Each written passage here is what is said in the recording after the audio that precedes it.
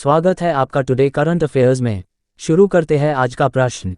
केंद्रीय मंत्रिमंडल ने किस वर्ष तक मिशन शून्य कार्बन उत्सर्जन प्राप्त करने के उद्देश्य से भारतीय रेलवे के सहयोग के लिए एक समझौता ज्ञापन पर हस्ताक्षर करने को मंजूरी दे दी है?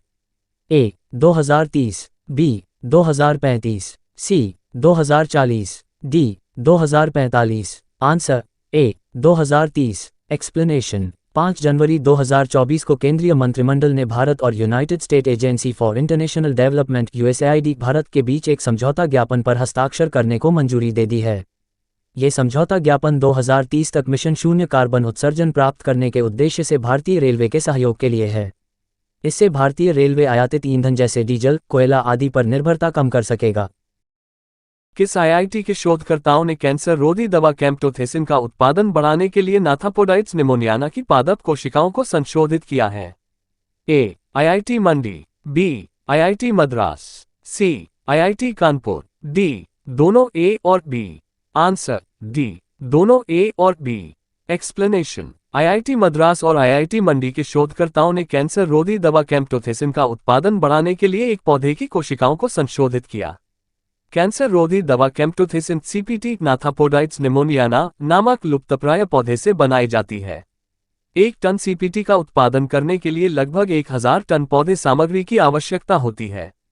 इस पौधों की आबादी में 20% की गिरावट आई है और यह आईयूसीएन की लाल सूची में है। अगला प्रश्न। जनवरी 2024 में भारत और किस देश ने हाइड्रोकार्बन क्षेत्र में सहयोग बढ़ाने के लिए एक समझौते पर हस्ताक्षर किए? A Italy, B Guyana, C France, D Kenya. Answer B Guyana. Explanation. Bharat और गुयाना ने हाइड्रोकार्बन क्षेत्र में सहयोग बढ़ाने के लिए एक समझौते पर हस्ताक्षर किए। समझौता ज्ञापन हाइड्रोकार्बन क्षेत्र की संपूर्ण मूल्य श्रृंखला को कवर करेगा, जिसमें गुयाना से कच्चे तेल की सोर्सिंग, गुयाना के अन्वेषण और उत्पादन क्षेत्र में भारतीय कंपनियों की भागीदारी, कच्चे तेल शोधन के क्षेत्रों में सहयोग आदि शामिल हैं। अगला प्रश्न। भारत का खिलौना निर्यात 2014-15 में $96 मिलियन से बढ़कर 2022-23 में कितना हो गया?